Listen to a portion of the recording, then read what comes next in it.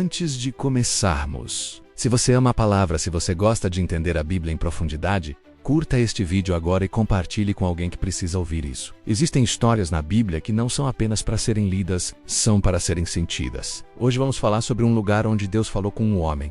Um monte envolto em fogo, silêncio e mistério. Onde fica o verdadeiro Monte Sinai? Durante milênios, homens atravessaram desertos, consultaram mapas antigos e escalaram montanhas áridas tentando responder a uma única pergunta: onde fica o verdadeiro Monte Sinai? Mas talvez essa não seja apenas uma pergunta geográfica. Talvez seja uma pergunta espiritual, porque o Sinai não foi apenas um lugar. Foi o momento em que Deus decidiu falar. E um povo decidiu ouvir. Pense comigo. Israel havia saído do Egito. As correntes da escravidão tinham sido quebradas. O mar se abrira. O opressor ficara para trás. Mas liberdade sem direção ainda é deserto. Entre o Mar Vermelho e a Terra Prometida, havia um espaço preparado. Um lugar de formação. Um ambiente de revelação. O deserto não era atraso. Era preparação. E no coração desse deserto, havia um monte. Um lugar onde Deus não apenas libertaria um povo, mas o transformaria em nação. A Bíblia chama esse lugar de Monte Sinai, ou, em outros textos, de Horebe. Foi ali que Moisés viu uma sarça que ardia sem se consumir. Foi ali que ele ouviu o nome divino.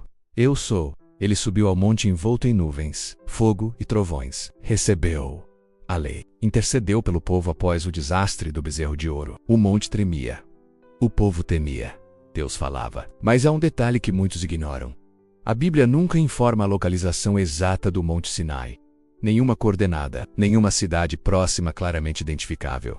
Nenhum ponto fixo no mapa. Porque o foco do texto não é a geografia, é a revelação. Ao longo da história, uma identificação se tornou dominante. No sul da península do Sinai, no atual Egito, encontra-se o Jebel Musa, ou Monte de Moisés. Desde o século IV, esse monte é apontado por tradições cristãs como o Sinai bíblico. Foi ali que monges estabeleceram comunidades. Foi ali que construíram o famoso mosteiro de Santa Catarina, onde manuscritos antigos foram preservados. O cenário parece coerente. Montanhas isoladas, planícies amplas e um silêncio absoluto. Por séculos, esse foi o Sinai da fé, da memória e da tradição. Mas há um problema histórico. Essa identificação surge muitos séculos depois do Êxodo.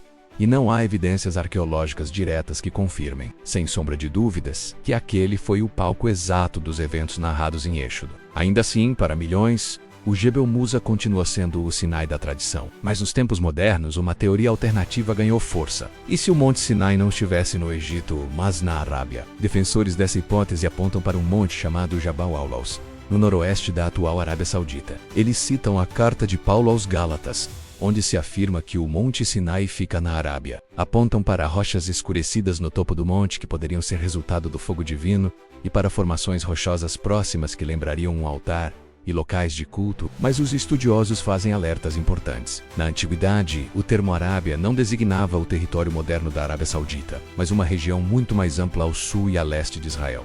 Além disso, não existem escavações científicas reconhecidas no local. O acesso é extremamente restrito, e as evidências não passaram por validação acadêmica. O resultado? Uma teoria intrigante, mas ainda não comprovada. Diante dessas incertezas, muitos estudiosos propõem uma terceira abordagem. E se Sinai e Horebe não fossem um monte específico, mas uma região montanhosa do deserto? Isso explicaria os nomes diferentes, a ausência de uma localização precisa e o foco da Bíblia no evento, não no mapa. Nessa visão, o Sinai não é apenas geografia, é teologia. O deserto se torna o lugar da formação. O monte, o lugar do encontro. E o silêncio, o espaço onde Deus fala. Então qual a resposta mais honesta? É simples. Não sabemos com certeza absoluta onde fica o Monte Sinai, mas sabemos o que aconteceu ali. Um povo ouviu Deus, recebeu direção, foi confrontado e foi transformado. A aliança nasceu ali.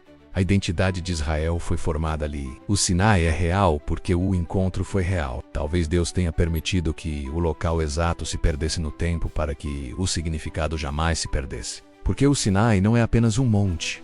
É o momento, é onde escravos se tornam um povo. É onde a liberdade recebe limites e o caos encontra a ordem.